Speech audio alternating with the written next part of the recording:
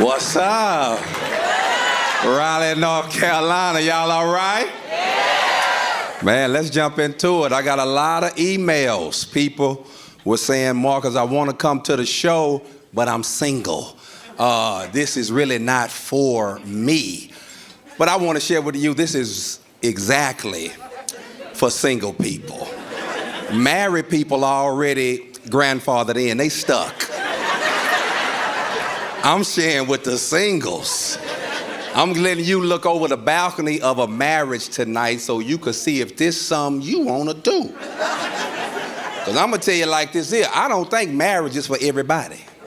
I don't. It's not for everybody. Yeah. Like if you have a problem forgiving people.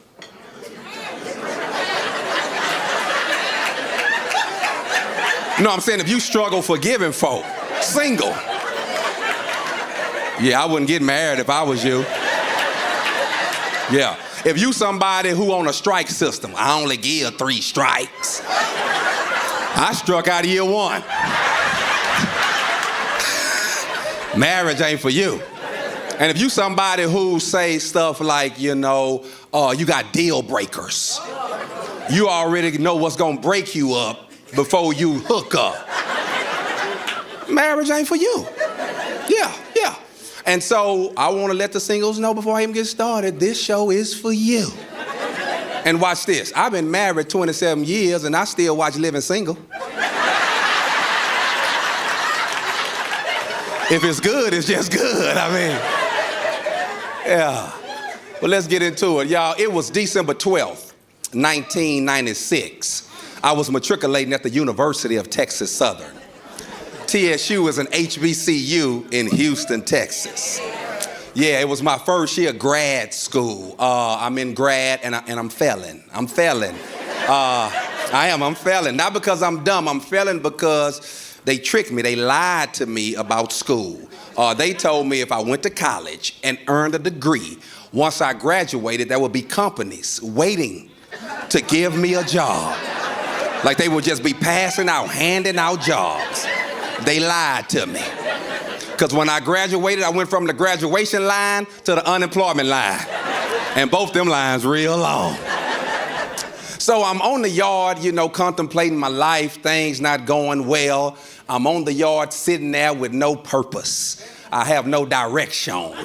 And then that's when I seen this thing walking on the yard. She 5'7" with dimples, potential, wife credentials. I mean, she's a bad mama jamma. Just as fine as she can be. Okay, she's a brick. House. She's mighty.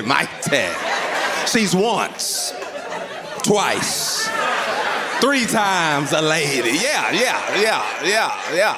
I'm sitting next to my boy on the yard, guy by the name of Cliff. When she walked by, Cliff said, "Hey, what's up, Erica?" I was like, "Hey, bro, you know her?" And he was like, "Yeah, that's E." I said, "How well do you know her?"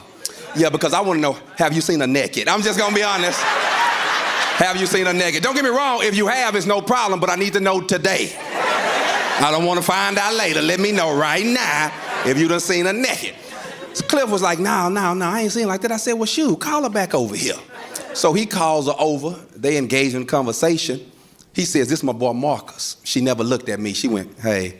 Well, little did she know that turned me on right there. I like a girl with attitude, yeah. I like spice. I eat spice. I eat that. Yeah, I like that. Yeah. That was December 12th, 1996. 2 days later is December 14th. I am the graduate assistant for the Lady Tigers, the basketball team. That's how I'm paying for school. So after we practiced, I took them to the cafeteria to eat lunch. While we in there eating, that thing walks in again. I tell the girls, I say, "Hey, y'all see that chick right there? She looks like Mrs. Wiley." That's what I said. She looks like Mrs. Wiley. This is very big because I don't know her. I don't know the generational curses that's been passed through her life. I don't know nothing about her DNA. I don't know how she was raised. I don't know nothing. I just know she looked like Mrs. Wiley. So the girls were like, well, Marcus, you think you a player, why don't you get her? I said, bet. So I grabbed a napkin and I wrote on the napkin, are you interested in me? Check yes. That's it. This ain't no multiple choice. I don't give you all them options. You see what the Lord is doing, check yes. So the girls are like, boy, that ain't gonna work. That ain't gonna work. I said, well, it's really not to see if it's gonna work or not. It's more of an icebreaker. I'm trying to see if she my type of girl. Do she have the type of personality I like?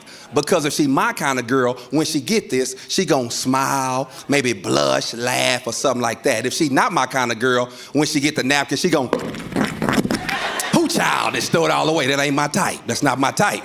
So we passed the napkin over to her table. And we was just like this. She got the napkin. She opened it up. She smiled. She put her head in her hands. I said, bingo. So I walked over there. I said, excuse me, but are you married? She says, no. I said, are you engaged? She says, no.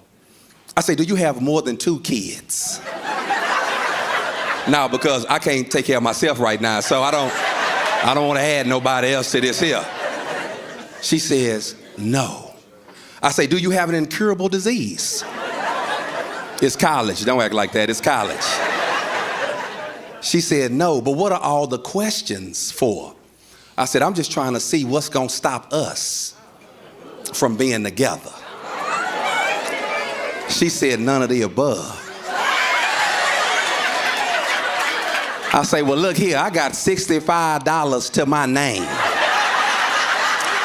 That's checking, savings, car console, under the mattress, in my sock. $65 to my name, but I want to spend it all on you. She said, oh, that's so sweet, but I got a date tonight. I said, well, call him and tell him you done found your man. She said, I may have. But I'm going on that date tonight. And little did she know that turned me on again. Oh, I like a lady that stick to her itinerary, man. I like that. So we exchanged numbers. A couple of days later, she called me. We started dating. Then after that, we was courting.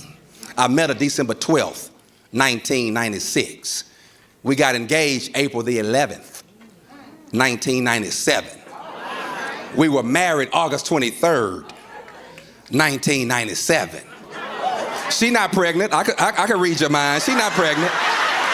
She not pregnant. I just told you, she looked like she's supposed to be with me, though.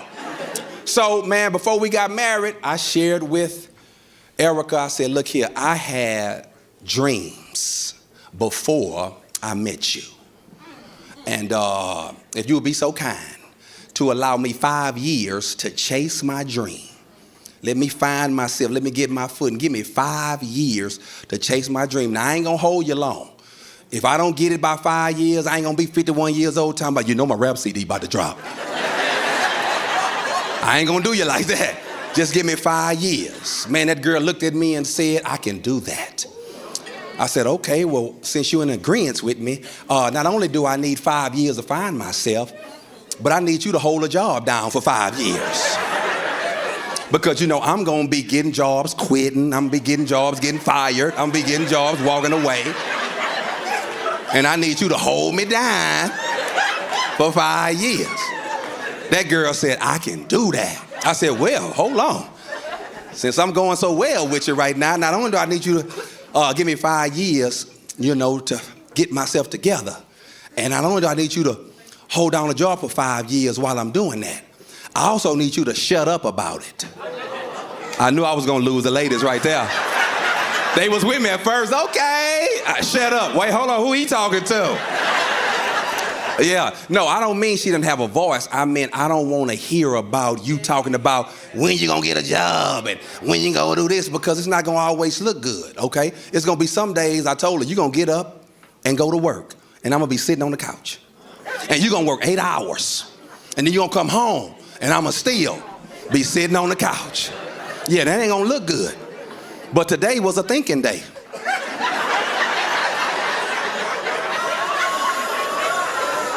And the Bible says, so a man thinketh. So is he. Yeah. But the girl said, I can do that. And so, man, we got married. We got married, and when we got married, at the beginning, it was beautiful.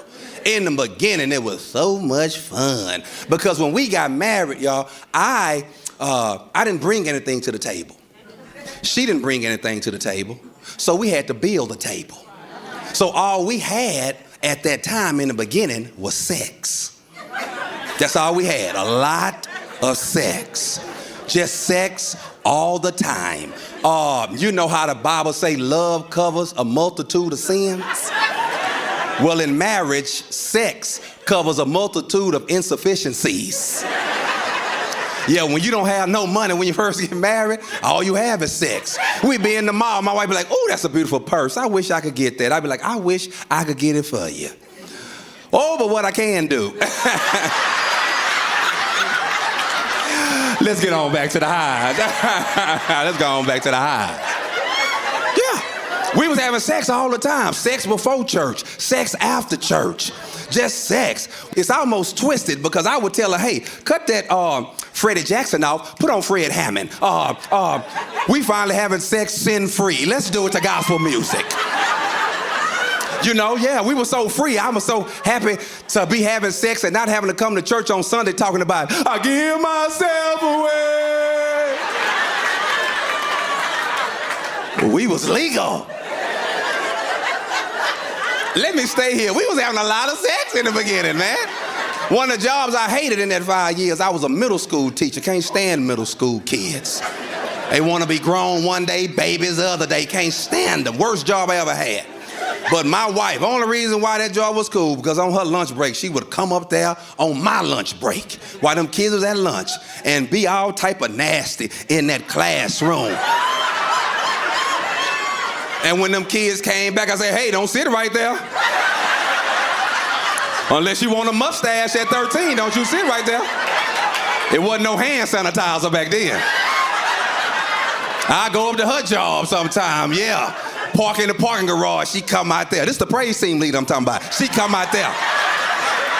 And we have praise and worship. Right in that parking garage, yeah. Bunch of sex. So we rolling. A couple of years and went by, man. We rolling. Things are cool. And I remember I was at my father's church. It was this deacon at my father's church named Deacon Estes. That was his name, Deacon Estes. And he asked me, he said, hey, Mark, how's marriage going? That's what people do. They like to ask folk, how's marriage going? And, you know, at the time, I was like, you know, Deke, it's cool. You know what I'm saying? It's been all right. You know, everything cool. Then he go to rapping. Well, be careful, stay prayerful. Stay anointed so you won't get disappointed. Be blessed. No stress. But then he says to me, he says, and Marcus, beware of the 5-year itch. He said 5. Correcting me up here on my show. I'm telling you what the man said. He said, beware of the 5-year itch. I had never heard of this. Didn't know what this was, the 5-year itch. But it seemed like right after he said it,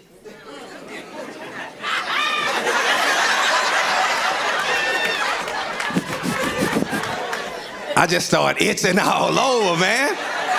Oh, itching, because now we're about 4 years in and we have hit one of them seasons. I'm not liking marriage. I like her, but I'm not liking marriage. One of the biggest things I didn't like about marriage was I didn't know marriage come with a curfew. Oh, you didn't know? Yeah, marriage comes with a curfew. Now, it's not like a child